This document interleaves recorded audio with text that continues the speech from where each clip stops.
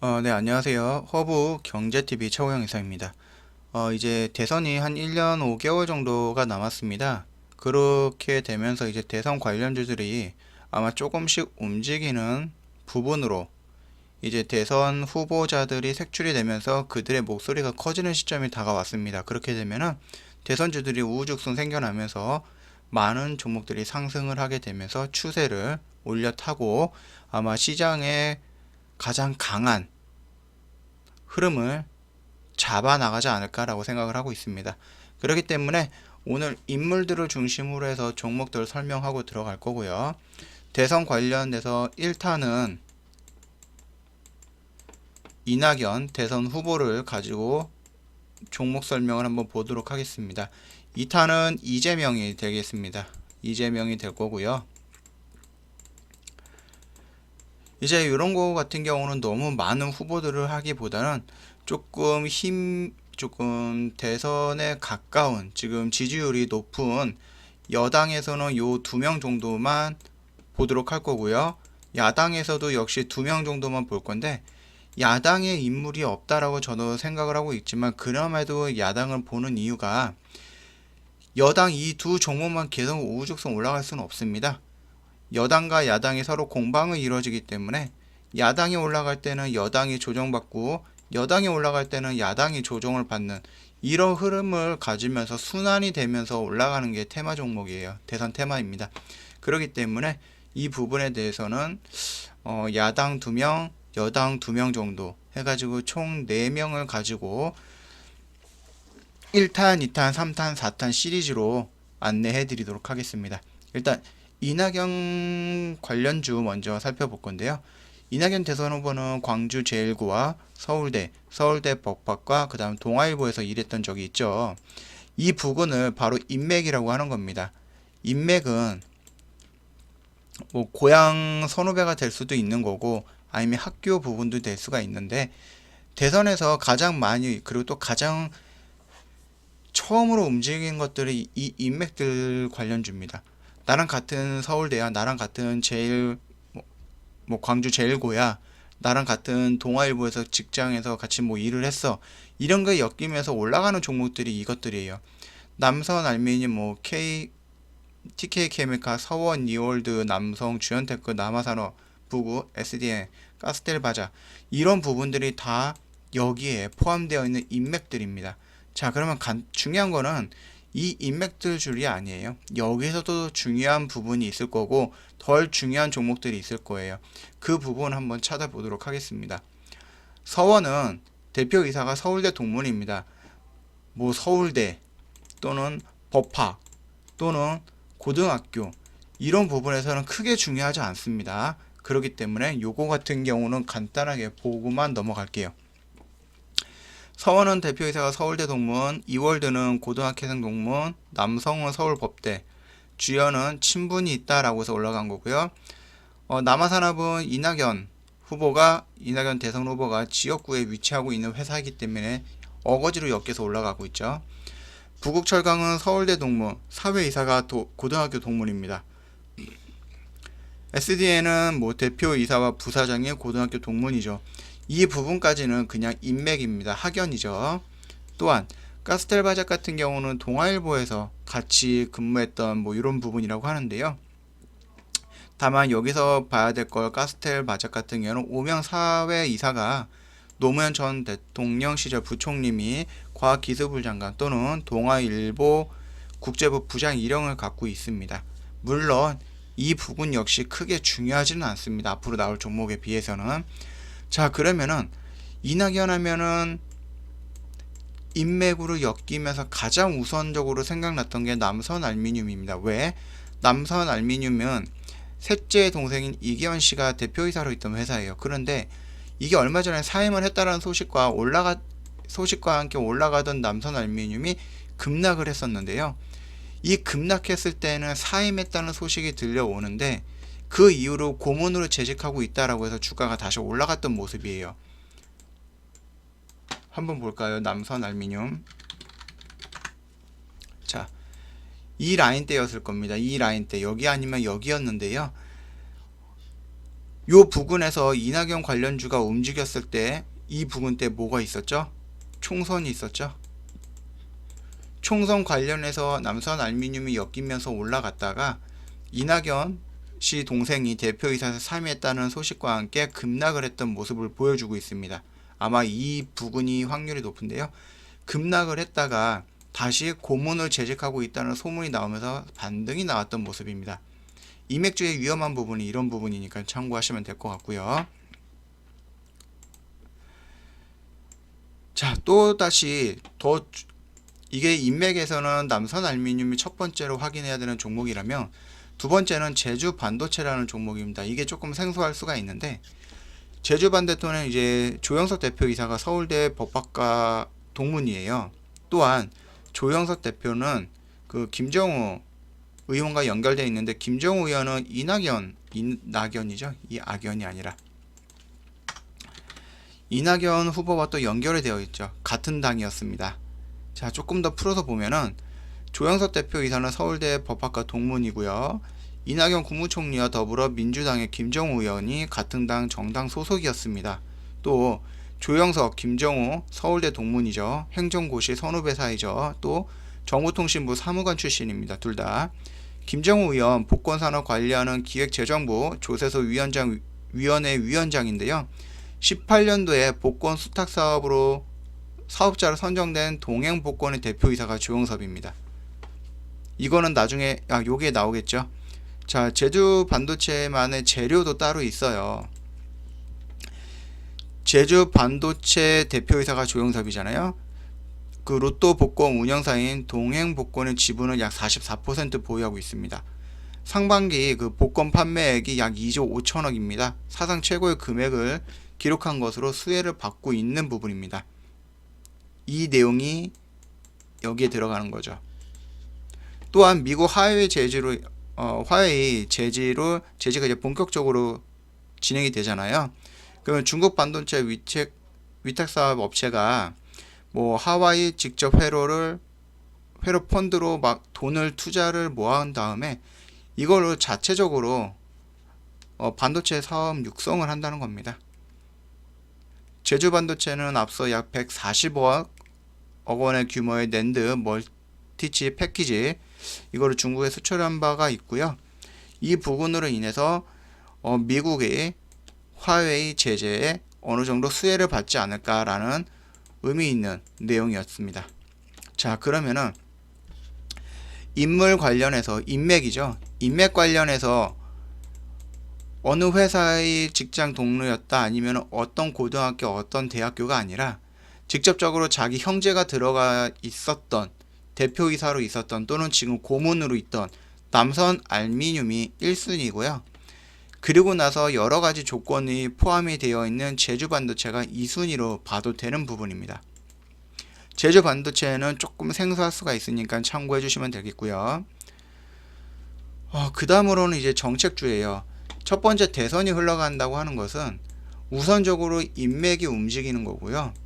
이 인맥 다음에 대선 후보의 정책에 따라서 또 정책주가 바톤을 터치하면서 움직이게 될 겁니다. 그 정책주도 같이 한번 볼 건데 현재까지 이낙연 대선 후보가 말했던 정책은 요 정도입니다. 일자리, 저출산, 그 다음에 뭐 신재생에너지, 그 다음에 해저터널인데요.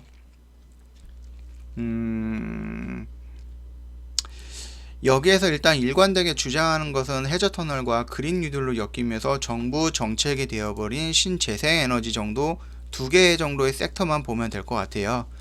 일단은 저출산과 일자리 관련주들은 현재 너무 외면을 받고 있어갖고 거래량도 없고요. 진입하기에는 너무 약한 상태이기 때문에 현재 시장에 관심을 받고 있는 섹터로 진입을 해서 대선으로 연결되는 흐름으로 같이 체크를 하면 되지 않을까라는 생각입니다. 일단 신재생에너지 같은 경우는 두 종목 정도를 봤는데 유니슨과 동국 SNC라는 종목이에요.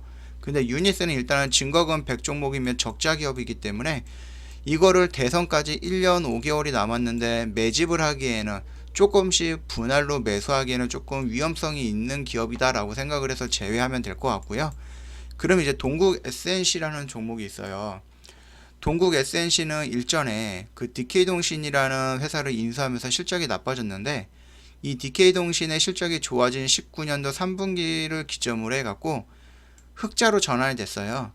그래서 인수한 회사가 흑자로 전환이 되니까 동국 SNC도 원래 좋았던 회사인데 DK동신 때문에 적자로 전환이 됐다가 DK동신이 좋아지니까 다시 원래의 위치로 오면서 실적 개선되고 흑자로 전환이 되는 모습입니다.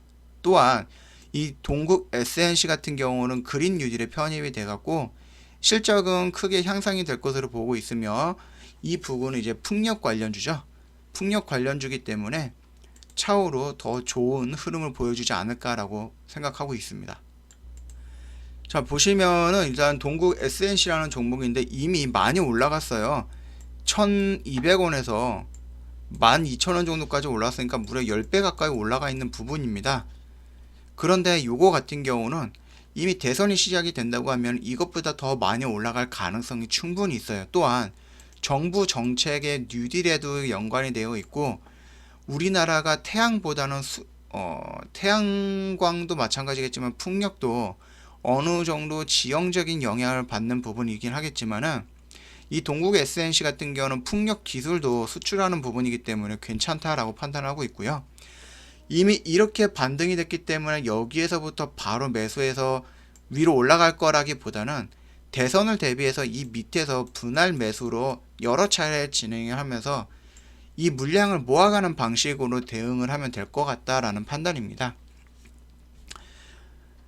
그렇게 된다 그러면은 요 종목이 이렇게 떨어졌을 때 여기서 물량을 모아간다 그러면 대선 시즌이 와 가면서 대선 바람이 불 때 이 종목도 같이 덩달아 이낙연과 엮이면서 크게 상승으로 나와주지 않을까라고 하는 생각을 하고 있는 부분이니까 참고해 주시면 될 것 같고요. 두 번째 정책주로는 이제 해저터널 관련주인데요. 해저터널 관련주. 흔히 그 해저터널을 말하면 이제 KT 서브마린을 언급할 수가 있는데, 정확하게 말하면 KT 서브마린은 특수 케이블 설치와 유지 보수하는 회사예요. 그러니까 해저 통신과 전력 케이블을 건설하는 회사이기 때문에 해저 터널과는 크게 직접적으로 연관이 있는 것은 아니지만, 어차피 해저도 뭐 불도 나와야 되고 통신도 돼야 되는 부분이기 때문에 보통 해저 터널이라고 하면은 KT 서브마린도 대장급으로 해서 엮여서 움직이는 경우도 많이 있으니까 참고해 주시고, 다만 저희가 보고 있는 거는 비지 장비를 도입해서 서해대교, 광안대교, 인천대교, 고속철도와 싱가포르 고속도로 지하 구간과 지하철 등을 시공을 했고요. 터널 관련해서 실드 공법과 독일에서 도입한 장비와 기술력으로 서초 전력구와 한강 해저 터널 등을 시공하고 있는 종목이 있습니다. 그게 바로 특수건설입니다.